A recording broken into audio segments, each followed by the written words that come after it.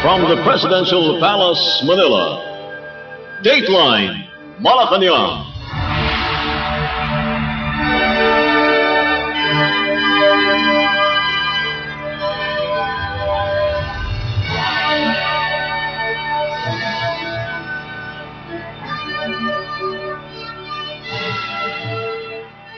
Good day. This is Dateline Malacañang. For our top story, Philippine President Ferdinand R. Marcos Jr. on Wednesday has invited investors from Southeast Asia to explore business opportunities in the Philippines that span across multiple industries. Speaking before the Association of Southeast Asian Nations or ASEAN Business and Investment Summit in Lao People's Democratic Republic or PDR, the president made the pitch for the Philippines as an ideal hub for smart and sustainable manufacturing. The chief executive cited the Philippines' key policy reforms and its aggressive development in infrastructure, manufacturing, agriculture, and digital connectivity.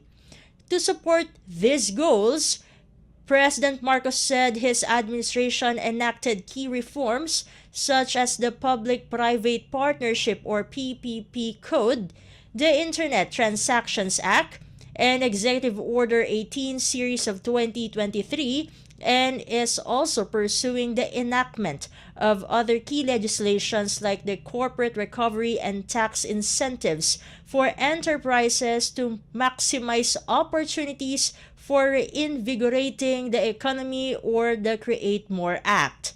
The Philippine manufacturing sector continues to flourish despite global challenges, President Marcos said, citing indicators such as the Sustained Purchasing Managers Index growth proving that with a strong foundation, industries can flourish even in uncertain times. President Marcos is in Laos to take part in the 44th and 45th ASEAN Summit and related summits. Let us now listen to the speech of Philippine President Ferdinand R. Marcos Jr.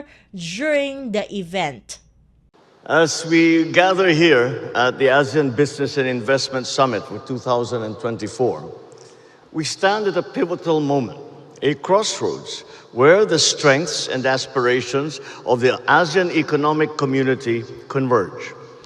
This summit is a vital arena for igniting innovative collaborations between the private sector and policymakers. It is here that we forge dynamic partnerships that will elevate ASEAN's standing in the global economic landscape and also empower us to confront challenges with connectivity and with resilience. ASEAN is much more than an aggregation of nations. ASEAN is a vibrant neighborhood united by common aspirations where we come together not just to discuss policies, but more importantly, to build bonds. In this community, when challenges arise, we do not shy away. We roll up our sleeves, invite one another in, and collectively seek solutions. The theme of this occasion, ASEAN Enhancing Connectivity and Resilience, resonates deeply with us in the Philippines. The Philippines has, for the third straight year, topped the World Risk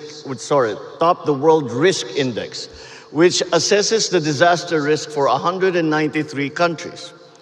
Being located in the Pacific Ring of Fire and right in the path of typhoons, we are no strangers to adversity. And add to that, our archipelagic nature with 7,641 islands, each with its own distinct challenges and character. For us, connectivity is a necessity, and building resilience is a means of survival. From building roads that connect provinces to establishing digital infrastructure, we understand that true connectivity transcends physical links. We ensure the seamless flow of goods, of services, of people, leaving no one behind. From pre-positioning relief goods to implementing flood control projects, we understand that disasters know no political boundaries. And so we need to ensure that strategies to promote disaster resilience are harmonized and address local realities. On strengthening connectivity, we work closely with our developmental partners and the private sector to implement a robust infrastructure programs, modernizing airports, seaports, and the networks that underpin our economy. For example, the Manila International Airport. We are on our way to making it synonymous with smooth and convenient travel. This reflects our broader aim to create efficient gateways for trade and investment, paving the way for an open, accessible, and future-ready economy. A little over 2 weeks ago, we inaugurated the Panguil Bay Bridge in Mindanao, which is the southern island of the Philippines. This 3.2-kilometer project is now the longest water-spanning bridge in Mindanao, reducing the travel time between two provinces from 2 hours to 7 minutes. We are also connecting our islands through the development and improvement of ports, such as the San Roque Port in Samar Province and the Tubahon Port on Dinagat Island. But we in ASEAN, the fastest growing internet market in the world, know full well that connectivity goes beyond bridges, ports, and airports. It also means bridging the digital divide. Hence, we are investing and have invested in a national fiber optic backbone, and we are opening the telecommunications sector to foreign investment, ensuring every Filipino, from Batanes, our northernmost province, to Tawi-Tawi, our southernmost province, and to the very last mile, have access to the digital landscape and the vast opportunities that these offer. But building connections is not enough. Being a country vulnerable to the effects of climate change, our vision for growth naturally extends beyond just the economy. Our location has taught us the value of resilience, how to stand firm after each storm or calamity, how to keep moving forward, even when the unexpected strikes. We are developing multi-purpose flood control projects that address flooding and harness water to serve our communities.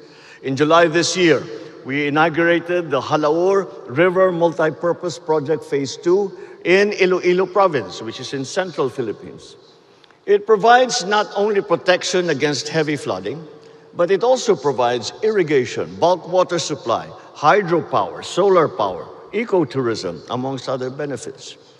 And to fight the increase in greenhouse gases and global temperature, we are also promoting the development of renewable energy sources.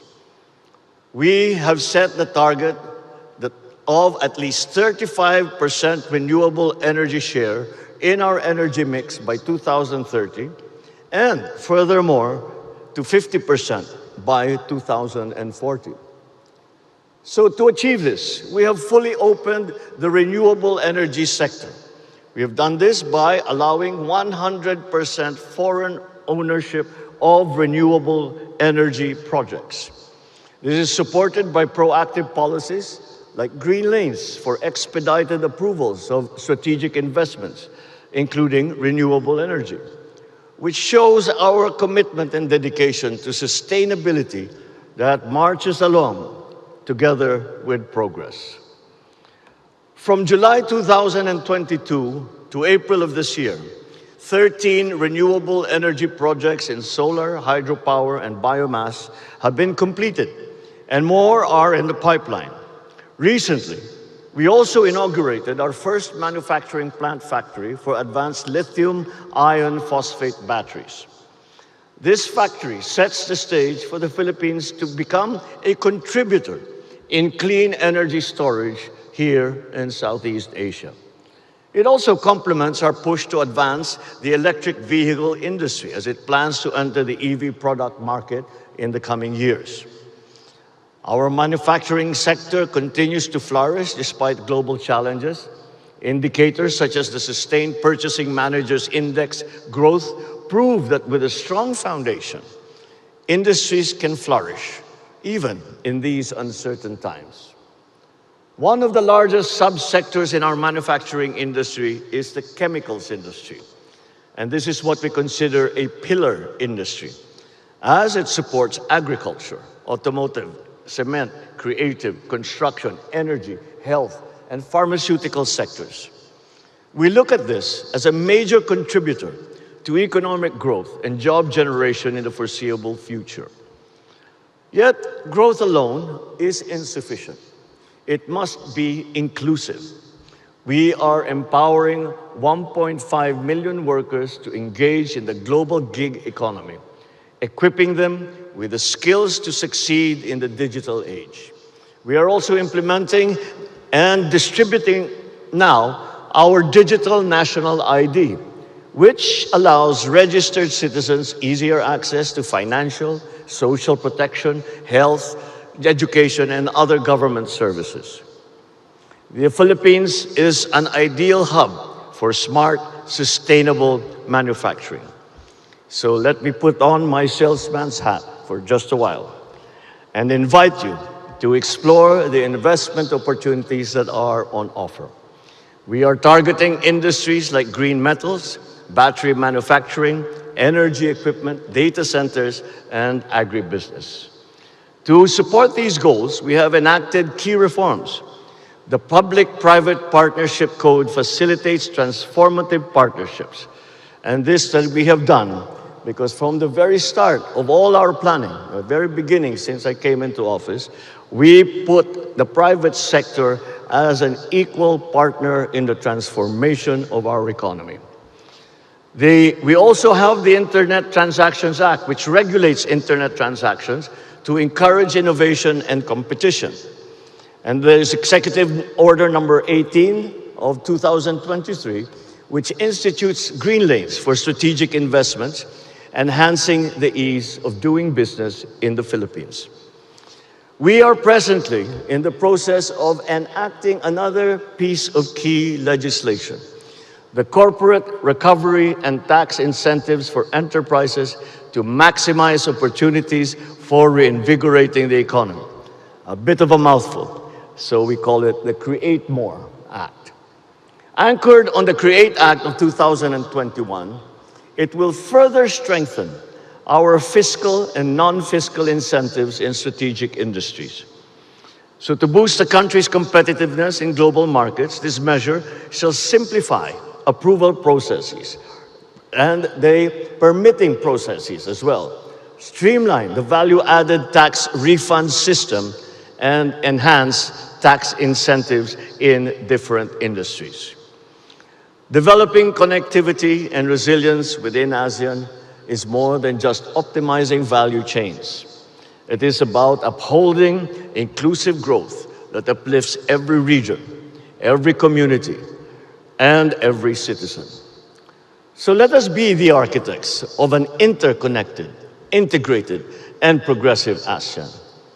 Let us build bridges that transcend borders, shaping a future where every member of the ASEAN family has a path to success. And as we advance from this summit, I look forward to witnessing the unwavering determination of our regional brothers and sisters as we shape a narrative and an environment where collaboration trumps isolation, innovation eclipses stagnation, and our collective aspirations illuminate the path toward a brighter future. These are the aspirations of the Philippines. Come and join us as we walk into the future. And you just heard Philippine President Ferdinand R. Marcos Jr. Dateline Malacañang. In other news stories, despite his busy schedule, Philippine President Ferdinand R. Marcos Jr. on Wednesday took the time to prioritize the safety and welfare of Filipinos in the Middle East as tensions escalate between Israel and Hezbollah forces in Lebanon. President Marcos called for a Zoom meeting along with secretaries of the Department of Foreign Affairs or DFA, the Department of Migrant Workers or DMW, National Defense and National Security Council or NSC to review ongoing government efforts to ensure the safety of over 40,000 Filipinos in Israel and Lebanon. House Speaker Martin Romualdez said the chief executive's decision to prioritize the safety of our countrymen even while attending the 44th and 45th Association of Southeast Asian Nations or ASEAN Summit in Laos reflects his deep concern and dedication to every Filipino. The DMW and the Overseas Workers Welfare Administration or OWA are currently preparing to bring home at least 162 distressed overseas Filipino workers or OFWs from Israel this October. President Marcos has also directed the DFA, DMW, and OWA to provide him with daily updates on the situation and repatriation efforts. The President called on all parties to exercise restraint and work towards a peaceful resolution to the conflict. We are now going to evacuate our people by whatever means, by air or by sea. And just make all the preparations so that malapit na lahat ng asset natin. Kung may barko tayong kukunin, nandyan na malapit na sa Beirut na sandali lang. Basta the embassy gives us the all clear and they say that our people can go, mailabas na kagad natin so that hindi sila nag-aantay na matagal in the danger areas. And you just heard Philippine President Ferdinand R. Marcos Jr. Dateline Malacañang. Meanwhile, Philippine President Ferdinand R. Marcos Jr. raised the South China Sea dispute during his intervention at the 45th Association of Southeast Asian Nations or ASEAN Summit and related summits in Laos and emphasized the Philippines' fidelity to rule of law and international rules-based order. In a news release on Wednesday, the Presidential Communications Office or PCO said the President highlighted the Philippines' adherence to the 1982 United Nations Convention on the Law of the Sea or UNCLOS and the 2016 Arbitral Award in its efforts to address and manage disputes and tensions with China. In an interview with the media, President Marcos said he did not specify the details about the South China Sea issues during the ASEAN retreat session but indicated the adherence to the rule of law and the UNCLOS. China and the Philippines are among the claimants of features in the vast and resource-rich South China Sea, which Beijing claims entirely including features that are well within the Philippines' Exclusive Economic Zone or EEZ. In 2016, the Permanent Court of Arbitration in The Hague ruled to dismiss China's sweeping historical claims to the waterway, but Beijing has refused to acknowledge the ruling and continue its militarization and aggression in the disputed waters. No, I didn't specify the details, but it is just the general principle of the adherence to the rule of law and the UNCLOS. And just as a general thing, we will have a chance to get into more detail maybe in the next couple of days. And you just heard Philippine President Ferdinand R. Marcos Jr. Dateline Malacañang. In other news stories, Philippine President Ferdinand R. Marcos Jr. and the Association of Southeast Asian Nations or ASEAN leaders engage in a dialogue with ASEAN youth representatives at the National Convention Center in Vientiane, Lao People's Democratic Republic or PDR. Accompanied by Department of Social Welfare and Development or DSWD Secretary Rex Gatchalian, the ASEAN Youth Dialogue focuses on youth engagement and empowerment. ASEAN Chair Prime Minister Sonexay Sifandone of Lao PDR opened the event, setting the tone for discussions on the role of youth in shaping the region's future. President Marcos Jr. highlighted the vital role of youth in community building to enhance connectivity and resilience within ASEAN. The Philippine Youth Delegation was led by Imari Cristia Pascua, a youth mental health coach, and Dr. Alfredo Lorenzo Sablay, a biologist and licensed medical doctor. Both are advocates for youth empowerment and mental health. Dateline Malacañang. Meanwhile, Philippine President Ferdinand R. Marcos Jr. on Wednesday urged his fellow Southeast Asian leaders to improve the Association of Southeast Asian Nations or ASEAN's relations with external partners and uphold rules-based international order. In his speech during the 44th ASEAN Summit in Laos, the Philippine President stressed the importance of boosting connectivity and resilience in the region to ensure its preparedness for emerging challenges and for future shocks. President Marcos also cited the need for ASEAN members to work together in promoting digital economy, food security, tourism, women empowerment, and gender equality.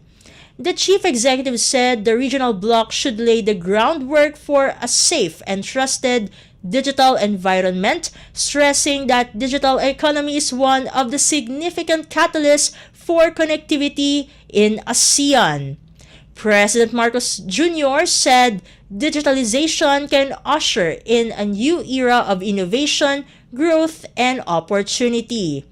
The President also called on ASEAN member states to adopt sustainable agricultural practices to optimize the region's food systems amid the persistent challenges to food security caused by supply chain disruptions, economic shocks, and the increasing intensity of extreme weather events. President Marcos said Southeast Asian leaders must back initiatives that empower and support farming communities and leverage agricultural technological innovations. He also urged the regional bloc to work together to mitigate the effects of climate change, which he considered as the biggest threat to humanity and the future of ASEAN. Dateline Malacañang. Meanwhile, Philippine President Ferdinand R. Marcos Jr. on Wednesday joined fellow leaders from the Association of Southeast Asian Nations or ASEAN for an interface with representatives of the ASEAN Business Advisory Council or ABAC at the National Convention Center in Vientiane, Lao People's Democratic Republic or PDR. The President reiterated the Philippines' commitment to working with the private sector in advancing ASEAN's goals and objectives and called on the ASEAN BAC to take a leading role in shaping the regional economy as well as support the ASEAN Business and Biodiversity or ABBI, a joint effort of the ASEAN BAC and the ASEAN Center for Biodiversity. Go Negosyo founder Joey Concepcion led the delegation as the chair of ABAC Philippines. Joining him are Chairman George Barcelon of the Philippine Chamber of Commerce and Industry or PCCI and Michael Tan, President of the LT Group.